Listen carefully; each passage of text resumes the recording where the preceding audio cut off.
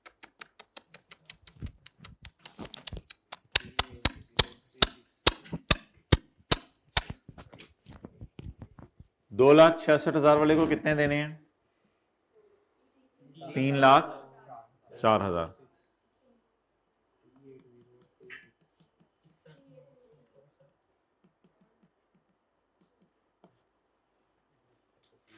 जी loan को क्या करें, बढ़ा दें, कितने से?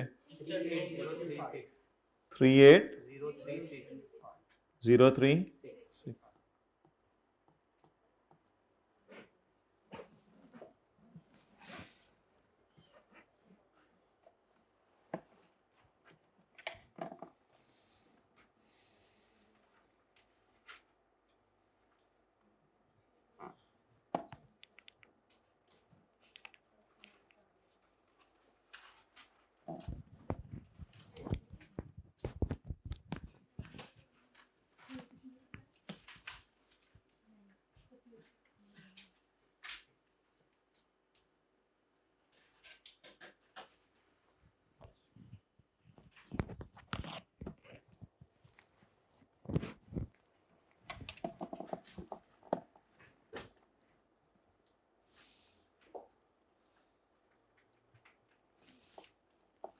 चलें अब थोड़ी फेयर वन की रिवीजन।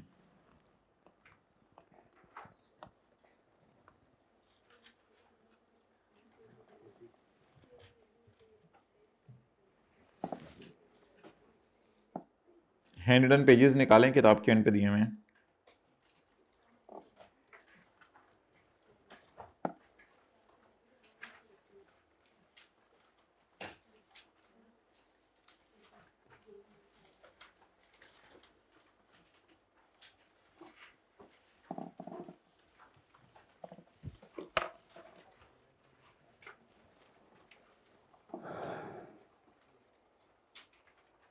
इसमें ढूंढे IS 21।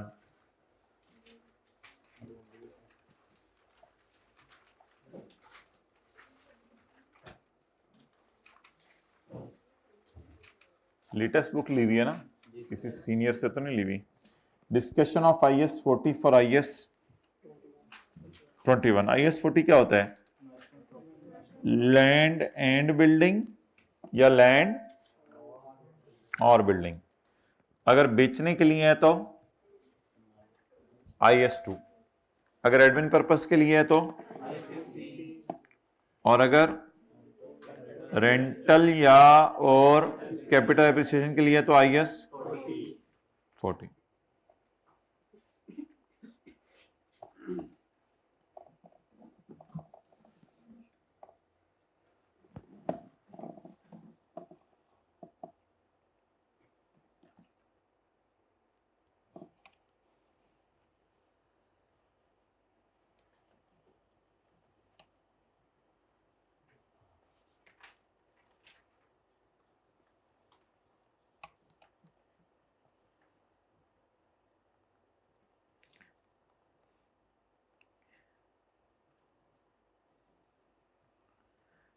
IS 23 में चॉइस अवेलेबल है कि बोरिंग कॉस्ट को कैपिटलाइज करें या एक्सपेंस में डालें।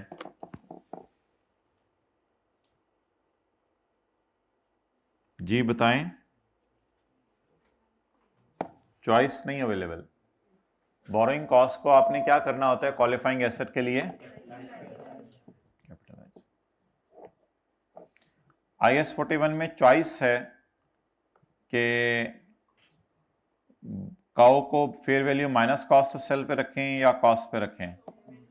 कोई चॉइस नहीं है, fair value minus cost of sale पे रखना है। हाँ अगर फेयर वैल्यू नहीं पता चली वो और बात है, तो वो चॉइस वाली बात नहीं है, वो मजबूरी है, वो चॉइस नहीं है। मर्जी है कि इन्वेंट्री को FIFO पे रखें या वेटेड एवरेज पे रखें, चॉइस अवेलेबल है। ठीक है। मर्जी है कि स्टॉक को ईयर एंड पे कॉस्ट पे रखें या NRV पे रखें, मर्जी नहीं है, चॉइस नहीं है, दोनों में से। तो कुछ स्टैंडर्ड्स में मर्जी चलेगी जहां चॉइस अवेलेबल होगी, जहां चॉइस अवेलेबल नहीं होगी वहां। अब जिंदगी भी इसी तरह है, तो थोड़ा समझ जाया करें, जिंदगी में कभी चॉइस मिल जाती है, कभी नहीं मिलती। जब मिल गई तो ठीक है, नहीं मिली तो कोई मसला नहीं। तो ये बहुत गहरी बात। अच्छा हाँ, लैंड एंड बिल्डिंग इज, अब इस स्टैंडर्ड में मैं कह रहा था आपको चॉइस अवेलेबल है। या आप चीजों को किस पे रख सकते हैं? कॉस्ट मॉडल पे। या किस पे रख सकते हैं? फेयर वैल्यू मॉडल पे। कॉस्ट मॉडल पे रखेंगे तो डेप्रीशिएट करना है, फेयर वैल्यू पे रखेंगे तो डेप्रीशिएट नहीं करना बल्कि फेयर वैल्यू पे रखना। IS 16 और इसके फेयर वैल्यू मॉडल में यह फर्क है कि IS 16 और IS 38 में उसका नाम रिवैल्यूएशन मॉडल है और इसका नाम फेयर वैल्यू मॉडल है। IS जो 16 और 38 है उसमें जब रिवैल्यूएशन मॉडल फॉलो होता है तो डेप्रिसिएशन भी चार्ज होती है। इसमें जब फेयर वैल्यू मॉडल फॉलो होता है तो डेप्रिसिएशन चार्ज नहीं होती। ये असल में फर्क था। अब land and building is purchase on 1 January 2011 for ₹70 including land. Land इसमें कितनी है माय डियर? 30 की। Life of building is 10 years, fair value of property is 95। फिलहाल मैं कॉस्ट मॉडल यूज कर रहा हूं।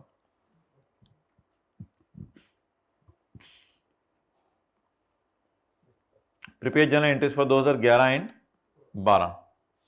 जी माय डियर, 1 जनवरी 11 एंट्री बोले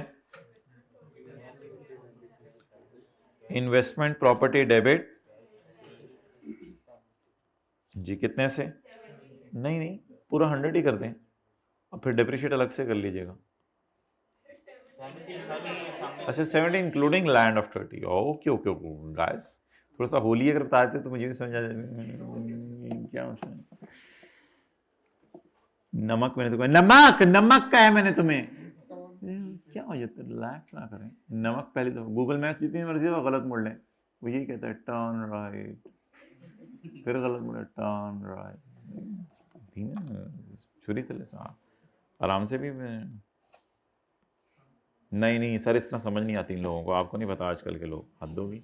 मैं एक बंदे को कह रहा, मैंने कहा छोड़ दो यार ये यतीम बन जाए, कहते नहीं वो वाला यतीम नहीं है। मैं कहा हद होगी यार, ये कौन से वाला अब अपने से हैं ऐसे ऐसे। 31/12/11। अब माय डियर मुझे बताएं 31/12/11 को क्या करना है? Depreciate. Depreciation debit, accumulated depreciation credit. 70 या 40 क्योंकि उसमें लैंड है 30 की। 40 डिवाइडेड बाय 10 4 31/12/12। अगला साल आ जाएगा ना। डेप्रिसिएशन डेबिट जी चाचा हमारा चाचा। अच्छा उसके लिए मैं टी अकाउंट बना रहा हूं फेयर वैल्यू मॉडल के लिए। अभी कौन सा मॉडल यूज किया?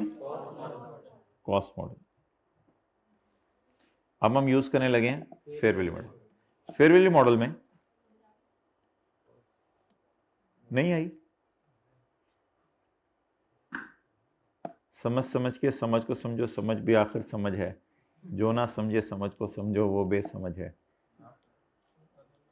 इन्वेस्टमेंट। चचा ने चाची को चांदनी चौक में चीनी के चम्मच से चेरी चटाई। चेरी, जमाना बदल गया है, अब चटनी नहीं चटाते हम, एडवांस हो गए हैं। कभी चांदनी चौक ही मिला था। अच्छा जी, ये हमने घर में चटा दिया। कैश बोले भाई 70। Fair value of the property 90।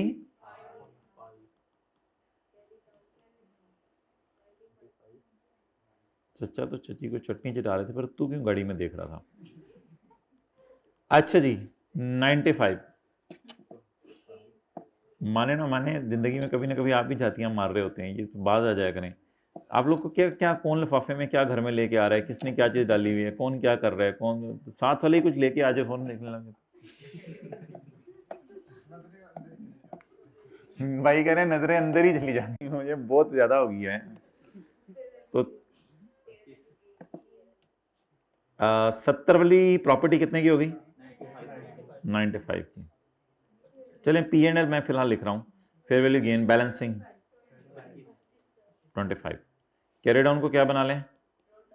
Brought down. कितना? 95। और अगले साल का कैरी डाउन 65। 95 वाली प्रॉपर्टी कितने पे चली गई? 65 पे। तो क्या कर दें? लॉस 30। एंट्री बता दें, एंट्रीज बता दें। एंट्रीज 2010 की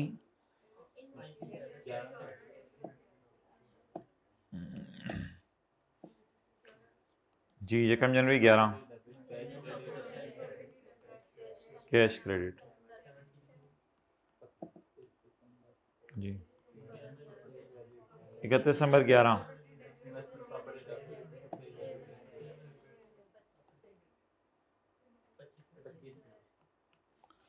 अब अगला साल शुरू करें 2012 fair value loss debit P&L debit और इसमें प्रॉपर्टी क्रेडिट कितने से 30 से चलें जी 1 मिनट लगाएं नोट कर लें रजिस्टर पे या आप लोग ऐसे कहते हैं जैसे मैंने अपने घर के लिए आपको कहा है कि आज फ्रूट चाट के लिए फ्रूट लेके आए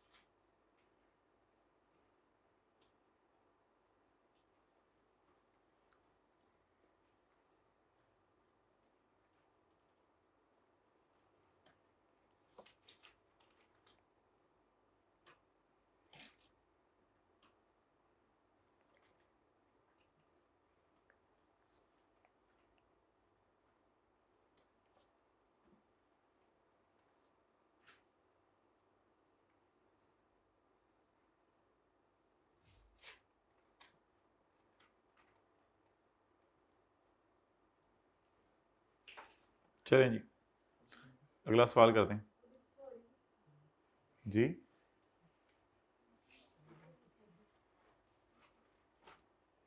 ये इधर वाला कॉस्ट मॉडल है और ये मेरे करीब वाला फेयर वैल्यू मॉडल है आपके करीब वाला कॉस्ट मॉडल है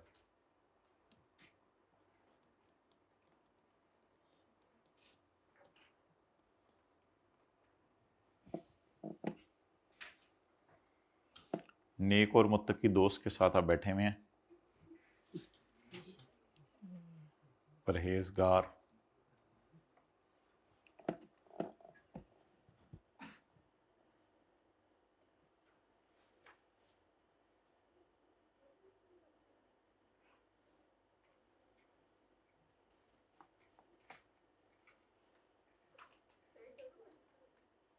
अगला सवाल कर लें एग्जाम्पल 2 हाँ जी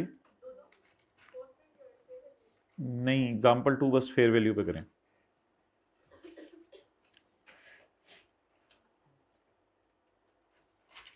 लाइफ भी नहीं दी भी ना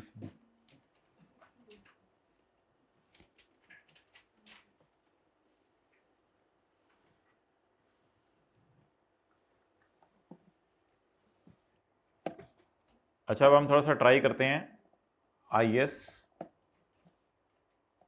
21 आज along with IS 40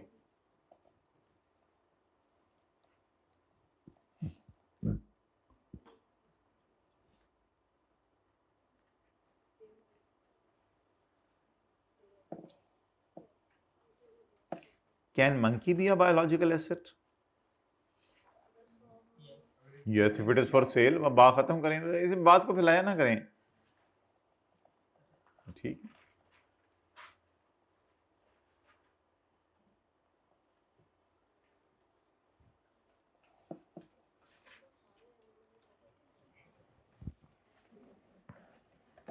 ओके,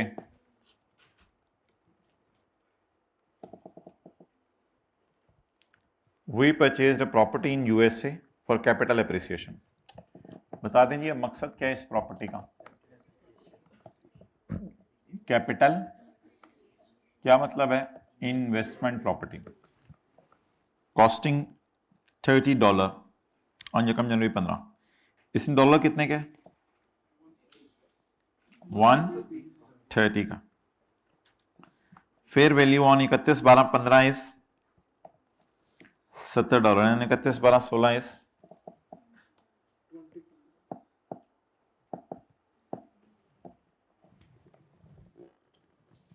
अच्छा। इसी किसी के जहन में सवाल आया तो होगा नहीं, ये मैंने आने वाले दिनों में डिस्कस करना था, लेकिन आने को आ भी सकता है कि ये इन्वेस्टमेंट प्रॉपर्टी है, नॉन मनी टाइप चीज़ है, ये मनी तो है नहीं, तो ईयर एंड पे इसको क्यों फिर भाई वो इस वजह से नहीं गुजार रहे कि IAS 21 है, इस पे तो IAS 40 लगता है ना। तो IAS 40 कहते हैं कि ईयर एंड पे इनको फेयर वैल्यू पे लाओ। जब फेयर वैल्यू पे लाने तो फिर लेटेस्ट एक्सचेंज रेट तो यूज़ करना पड़ेगा, तो इसलिए इसमें लेटेस्ट एक्सचेंज रेट यूज़ करें, अल्हम्दुलिल्लाह कोई मसला नहीं। कराएं जी शुरू वर्किंग।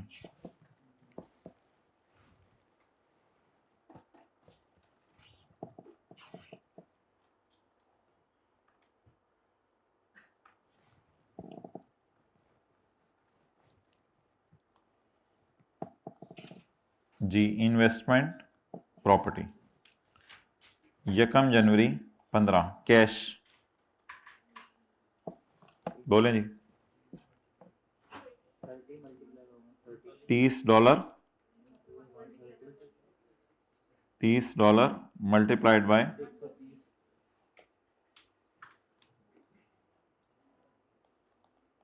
100। जी बोलें। 3900।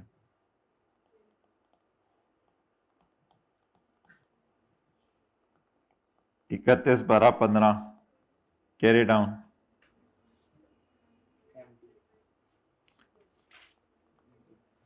माशाल्लाह प्रॉपर्टी ने बड़ा रंग निकाला है। $30 की खरीदी थी, $70 की हो गई है। डॉलर भी थोड़ा नहीं, वो भी आगे आगे जा रहा है। रुपीस के साथ 1 लगा हुआ है या डॉलर के साथ 1 लगा हुआ है?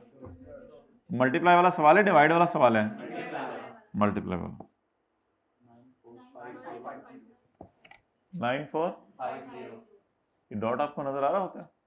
यानी कहाँ मैं फिगर लिखना चाह रहा हूँ? 9450।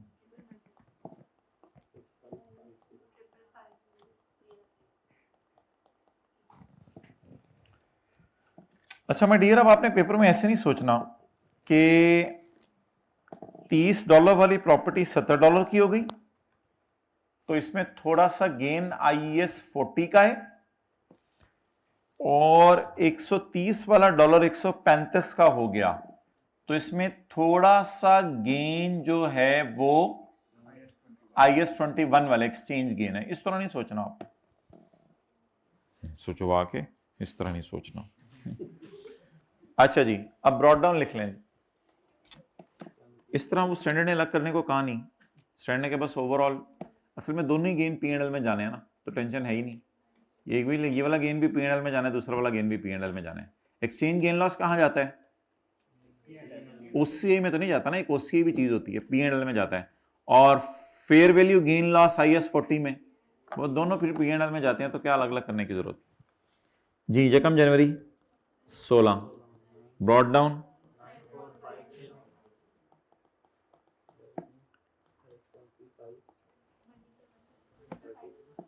जी 20 into 132 3300 6150।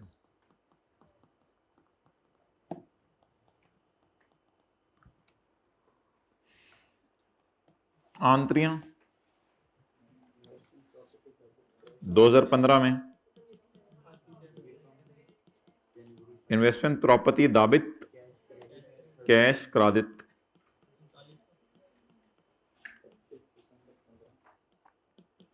31/12/15, P&L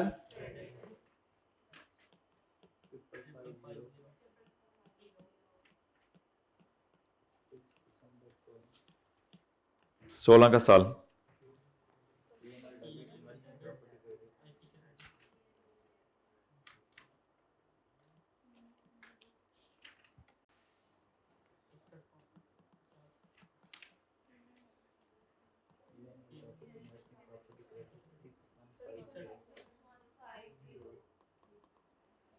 six 6150।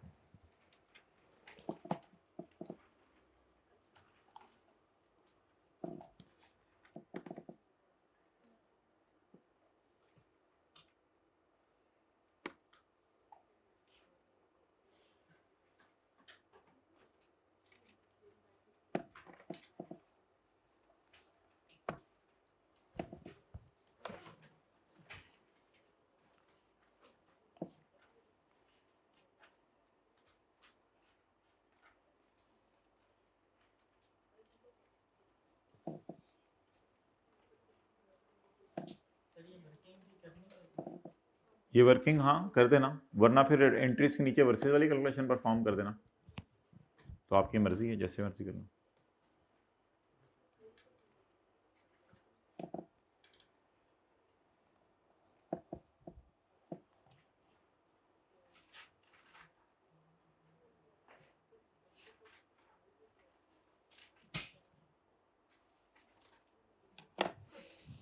अच्छा my dear, we are lucky to get 3 minutes, so let's revise IAS 38 के डिस्क्लोजर्स।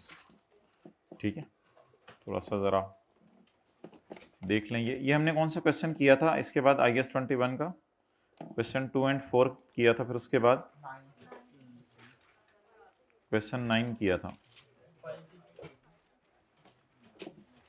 इसके बाद क्वेश्चन नंबर 9 किया था, page number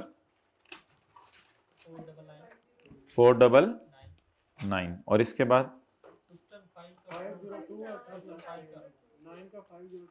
okay guys, don't take it on heart.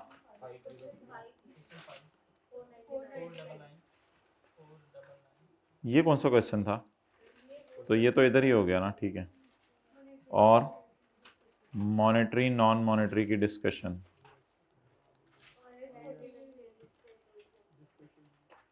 और हैंड रिटन पेज,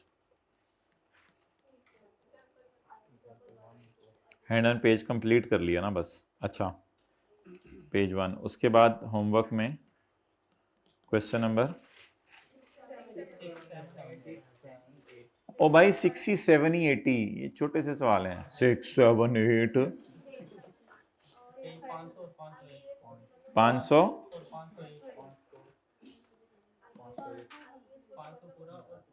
IAS 41 का question number 13, 14, ये मैंने लिख लिया हुआ है। अच्छा जी, अच्छा माय डियर, IAS 38 में मैं आपको कह रहा था, ना ना ना ना, कुछ बंदा जाके दिखाए, कल छुट्टी करके दिखाएं आप जरा। आपने छुट्टी की तो मैंने भी 1 मिनट जल्दी क्लास को छोड़ देना 1:14 पे, अगर आपने छुट्टी की तो। कल एक्स्ट्रा क्लास मेरा नहीं ख्याल। अच्छा वो जरा बताएं, डिस्क्लोजर्स, इससे टाइम ज़ाया करते हैं ये लोग, 1 मिनट रह गया है।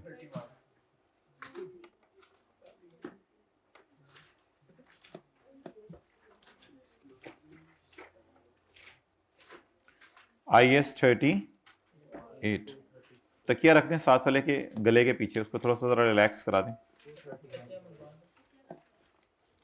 पेज 230, अपनी बाजू रख दें उसके लिए, इतना तो थोड़ा सा रहम दिल बने ना। तो पहले तो हमने कहा था कि ग्रुपिंग करनी है इंटेंजिबल्स की, brands, mastheads, publishing titles, computer software. जरा आईकैप की पब्लिश्ड फाइनेंशियल स्टेटमेंट्स जो एक हैं, आईकैप की तो नहीं है वो बेसिकली, लेकिन इलस्ट्रेटिव हैं, इसमें जाके जरा देखते हैं कि IS 38 का नोट कहां पे आ रहा है। उसके लिए माय डियर हमें ऊपर जाना पड़ेगा, दुनिया में ही ऊपर जाना पड़ेगा। तो बैलेंस शीट में आके हम देखते हैं कि इसने इंटेंजिबल्स का नोट कहाँ बनाया हुआ है। देखिए ये बड़ी मज़े की सैर है, ये सैर करने में मज़ा आता है, क्योंकि सैर तो सैर है। सैर में रास्ते में बहुत कुछ आता है, कुछ से नज़रों की हिफाजत करनी होती है और कुछ को देख लेना होता है। अच्छा, अब सैर करते करते हम जा रहे हैं बैलेंस शीट की तरफ। जब कभी बैलेंस शीट आएगी तब मैं भी बोलना बंद कर दूंगा। तो बैलेंस शीट आते आते तक हम सैर करेंगे। ਤੁਹਾਡੀ ਮਿਹਰਬਾਨੀ बैलेंस शीट लंघ भी गई भाईजान, यू टर्न ले लो, ਤੁਹਾਡੀ ਮਿਹਰਬਾਨੀ। है कि लंघिया ओ बैलेंस शीटा इंटेंजिबल नोट नंबर 7 बायोलॉजिकल एस्टा note number 9 okay note number 7 उते राह च गुजरिया सी नोट 7 उत्थे ही रुक जाना सी। रशीद तू सही मंड के गड्डी चलाने, नोट नंबर 7 ते आ जाओ, ਤੁਹਾਡੀ ਮਿਹਰਬਾਨੀ। नोट नंबर 7 नोट नंबर 3 से होते हुए नोट नंबर 4 की तरफ जा रहे हैं और रास्ते में नोट नंबर नोट नंबर 3 पे हैं। नोट नंबर 3 से होते हुए नोट नंबर 4 पे गए और नोट नंबर 4 से होते हुए नोट नंबर 5 पे गए, नोट नंबर 5 पे गए तो नोट नंबर 6 पे जाते हुए नोट नंबर 7 तक आते आते क्लास का टाइम खत्म हो गया। हमने एक्स्ट्रा टाइम बोरो किया बच्चों से। Note number 7 oh goodwill computer software trademarks cost Wang. The goodwill is considered to have an indefinite life. Computer software relate to falan falan. Group software was pledged as security. Achha, for a loan from the parent company obtained during the year. Group signed an agreement to acquire a patent from the entity A on 15 May. The group has no contractual commitment for acquisition of intangible assets. Amortization for the period is as follows. The carrying amount of ceramics manufacturing and trading cash generating unit has been reduced to its recoverable amount. So there is an impairment loss. And ceramic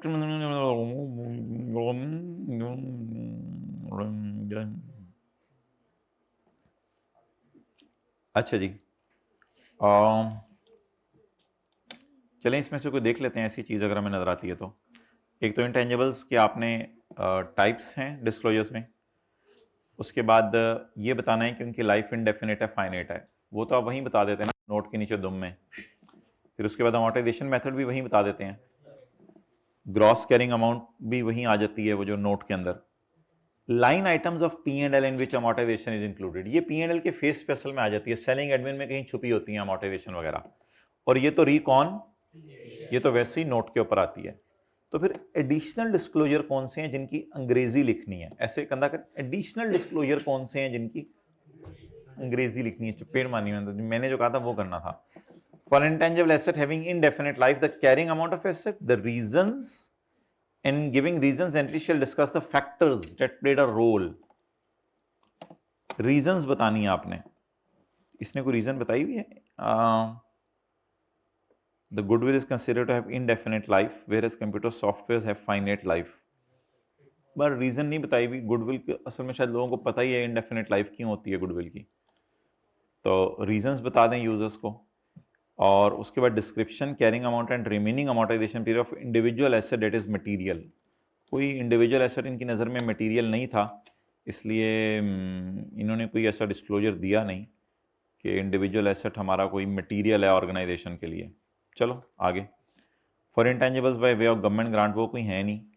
existence of intangible whose title is restricted and who are pledged as security, ये इन्होंने दिया है disclosure. ये note बना के ना नीचे note की दुम में इन्होंने डाला है ग्रुप सॉफ्टवेयर्स वर प्लेज्ड एज सिक्योरिटी, सिर्फ सॉफ्टवेयर, ट्रेडमार्क्स और गुडविल नहीं, ग्रुप सॉफ्टवेयर वर प्लेज्ड एज सिक्योरिटी। समझ आ रही है थोड़ी थोड़ी बात, ये क्या मतलब है इस बात का, ठीक है। और amount of contractual commitments for acquisition of intangible assets, ये पैरा 122 है ना, तो देखें इसने यहां लिखा हुआ है पैरा 122। तो in December group signed an agreement to acquire a patent from entity A, the group had no other contractual commitments for acquisition, और इसके अलावा कोई नहीं है, बस एक वादा किया हुआ है किसी से हमने चीज लेनी है। तो कुछ समझ आ गया ये डिस्क्लोजर कैसे बनते हैं। ये कल IS 41 में भी ये बताया था, नोट की दुम की फॉर्म पे आ जाते हैं। तो अगर कभी पेपर में लफ्ज लिखा हुआ आए और टेस्ट के अंदर ये था, टेस्ट में पूछा हुआ था कि रिसर्च है उसका डिस्क्लोजर देना है, तो एक दो बच्चों ने मटेरियल इमटेरियल का लफ्ज लिखा है, तो यहाँ पे लिखा नहीं हुआ है सच मटेरियल इमटेरियल का लफ्ज, तो आपको लिखने की जरूरत नहीं थी पेपर में, आपको बस लिखना चाहिए था an entity shall disclose the aggregate amount of research recognised as an expense during the period. ये बस लिख के आना था। क्वेश्चन 2 था शायद टेस्ट में, उसके जवाब में आपने ये लाइन लिख के आनी थी। उसने कहीं जिक्र नहीं किया हुआ ना, ये तो IS 1 की एक बेसिक चीज़ है, लेकिन बताने की ज़रूरत नहीं जब उसने जिक्र नहीं किया।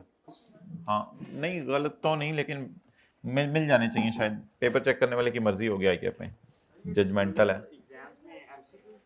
डिस्क्लोजर्स यार आपको पता होने चाहिए, बार बार पढ़ते रहें, किसी भी फॉर्म में आ सकते हैं। कई दफ़ा बना हुआ डिस्क्लोजर आ जाता है, उसमें कह देते हैं एरर निकाल लो। कई दफ़ा जो है वो डिस्क्लोजर में थ्योरी पूछ सकता है, इतना ज़्यादा पूछता तो नहीं लेकिन पूछ सकता है कि इंटेंजिबल्स जिनको रीवैल्यू किए उनके क्या डिस्क्लोजर है, मोटा मोटा हमें फिर पता होना चाहिए कोई। हाँ जी, बी